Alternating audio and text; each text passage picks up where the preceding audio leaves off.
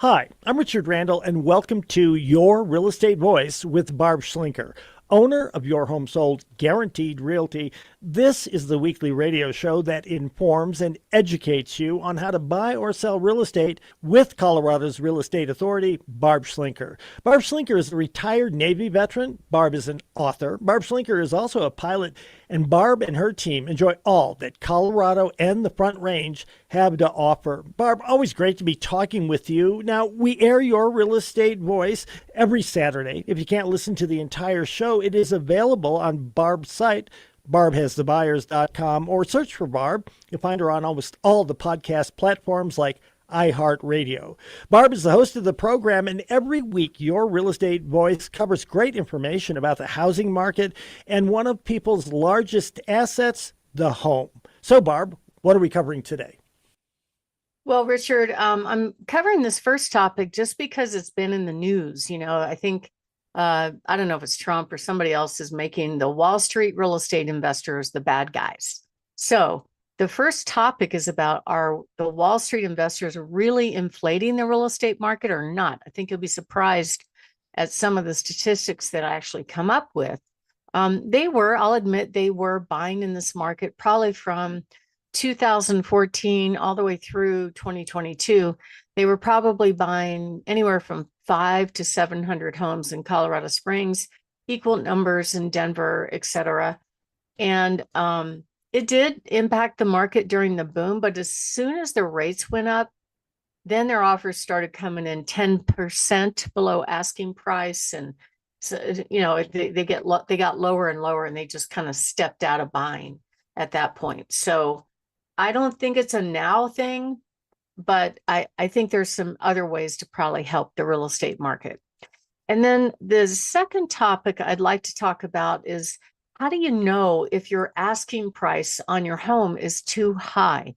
I just finished showing about 30 homes over 3 days to an out-of-town buyer, and it was fun for me to see their perception of the market through their eyes. And just looking at the homes, I was kind of struck at the volume of homes that were on the market, the fact that they weren't selling. And the overall gut feeling was these are all overpriced, and they all have some kind of issue, like the carpet is tired, or the driveway is steep, or one of them we affectionately named the stinky house. Nice home, but it smelled like dirty diapers were left in a trash can, and we couldn't figure out why. It was an empty home. So we'll talk about that. How do you know, and what can you do to solve it if that's your problem? And then the third topic we're going to talk about is, how and why should you change real estate agents if the sale is not working? I'm not suggesting you do that, but there are times when it makes sense to make a change. And the very last topic, of course, is, what are the costs of selling a home? I think a lot of people are really surprised. Most people will go straight after commission, as if the commission is the biggest expense, but actually it's not. So we'll talk about some details of that so you can kind of plan ahead if you are thinking of making a move. Richard? So, Barb, with the real estate market cooling off a little bit, rates are higher. The governments, both federal and state, are trying to pass legislation to restrict the volume of home institutional real estate investors and how much they can buy. Some to as low as perhaps 10 houses. Do you think Wall Street investors are really inflating the real estate market? Not right now. I think they did back during the boom. They absolutely did. Basically, I'll just give one example of the institutional investors. They weren't the only one, but this is just one. BlackRock had this spinoff company called Home Partners, and Home Partners went out to all the real estate offices and said, "Hey, real estate agent, if you find somebody willing to rent any home for 1 year, we'll come in and pay full price cash so they can rent it from us." And sometimes they would engage in bidding wars and pay way over asking price against other buyers in order to get the house. So I do think there was some inflationary pressure.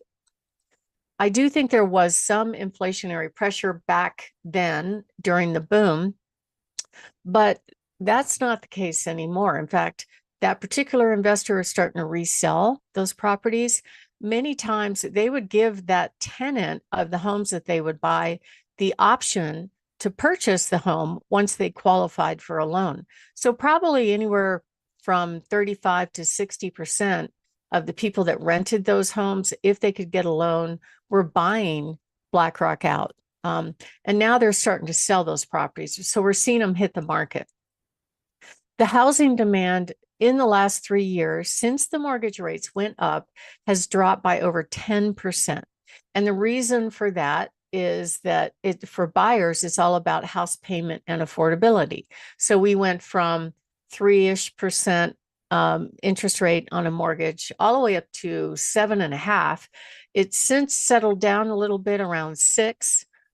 So if you bought a home in Colorado Springs in 2022 or after that, and you're looking to turn around and sell it right away, guess what? You're going to lose money because the market did retract after that big boom.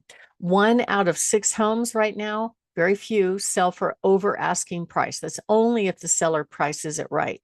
Now, what's interesting about mortgage rates is that it didn't seem to matter. The Fed has dropped the rate 7 times since they've been encouraging him to drop the rates that the banks borrow money, but it's had zero impact on mortgage rates. It's kind of like apples and oranges. So what we've seen right now is just in the last week or so, the mortgage interest rate dropped about 1/4 point. It's just hovering just over 6% for conventional and 5.5 to 5.7 for the government loans, FHA and VA. So that's good. It's coming down very, very gradually. And there's some solutions that the government is coming up with to try to boost the real estate market. Some areas say we have an inventory problem. I'm seeing inventory climb up pretty good. There's a lot of choices out there.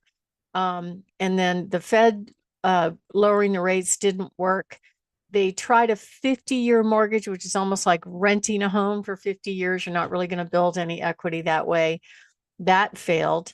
They also are talking about transporting, like if you currently have a house with a low interest rate and you sell that home and move on to another home, they're talking about making that mortgage that you had on that house transferable to your new house, which I love that idea. I think it would really help the market. I don't know how it's going to work, but it is very cool. And then the latest thing I heard is Trump is trying to encourage Fannie and Freddie to purchase more loans on the secondary market. So when you go get a mortgage, it originates with one lender, and sometimes you'll get notice in the mail that, oh, your loan is sold to so-and-so.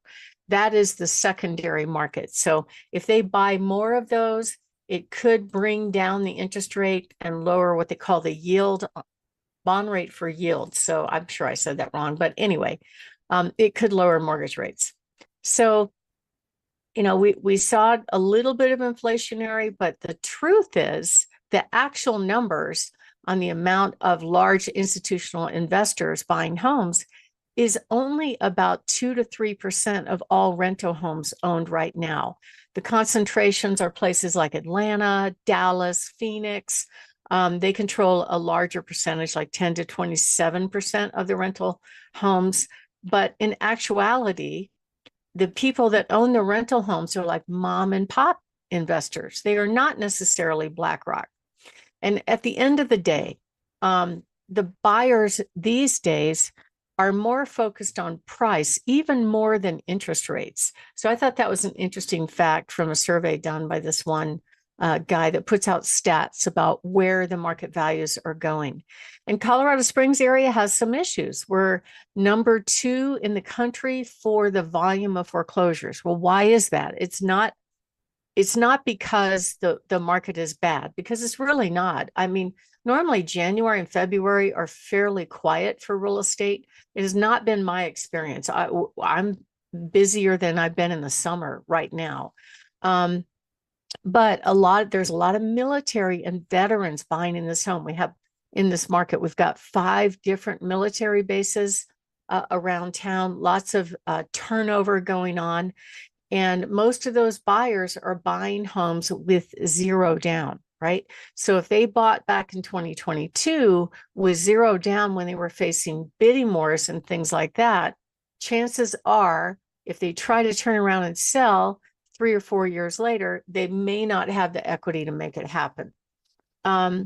Just as an example, I have one on the market right now owned by the VA that sold for 465 in the Powers corridor in 2022, and we have it under contract right now for 365. That's a big difference, $100,000 delta, because the market has shifted. So we've got what's going on. The prices are slightly dropping, right? And it really depends on the house and how it's presented. My name is Barb Schlinker. I'm the broker owner of Your Home Sold Guaranteed Realty and the host of this show. And we're talking about whether or not Wall Street investors are inflating the real estate market. When we come back, we're going to touch on how you can prepare and plan if you are thinking of making a move. And if you are, give us a call, 719-301-3900. We help hundreds and hundreds of people every single year sell homes, and we'd love to help you. Richard? Barb, we're discussing where home prices are expected to go in 2026. What are the other predictions, and how should listeners prepare for them? Well, Richard, preparing your home for sale, it's what I call the 4 Ps, pricing, preparation, picking the right agent, and making sure it's promoted properly. I get people asking me questions all the time about how it was promoted before, maybe with another agent or even when they bought it, and how they weren't happy with it, right? But there are some situations where a home may not be selling because of the house. Things like maybe it has a location issue. Maybe it backs to a busy street. Maybe it needs work. Maybe it has a lot of new construction competition. The builders make it very enticing for buyers to come in and buy their homes, and very easy. And then maybe the marketing isn't very good. So at the end of the day, it's a seller decision to price it realistically. Now, most of them are going off of what their agents are saying or what the market's doing. And we talk about pricing all the time. So a lot of people think that if they go up on Zillow gives a Zestimate of every home, which is a guess of its home value. But the truth is, Zillow is using the average of the homes available for sale on the market, the homes that have not sold. So every month, 1 out of 3 homes are selling. So that means their Zestimate of value is based on the homes that are not selling. That doesn't make sense, but that's what they do. And people think they're the gold standard. So we can help you price for success. All you have to do is give us a call, 719-301-3900, or go to barbhasthebuyers.com. Richard? You're listening to Your Real Estate Voice. That's Barb Schlinker of Your Home Sold Guaranteed Realty. If you are thinking about selling or buying, you want to get in touch with Barb. Your Home Sold. It's guaranteed. And if you're thinking of making that move, the number is 719-301-3900, or visit barbhasthebuyers.com. We'll take a short break. When we come back, we'll be discussing how to know if the asking price on your home is too high. Barb's got that answer.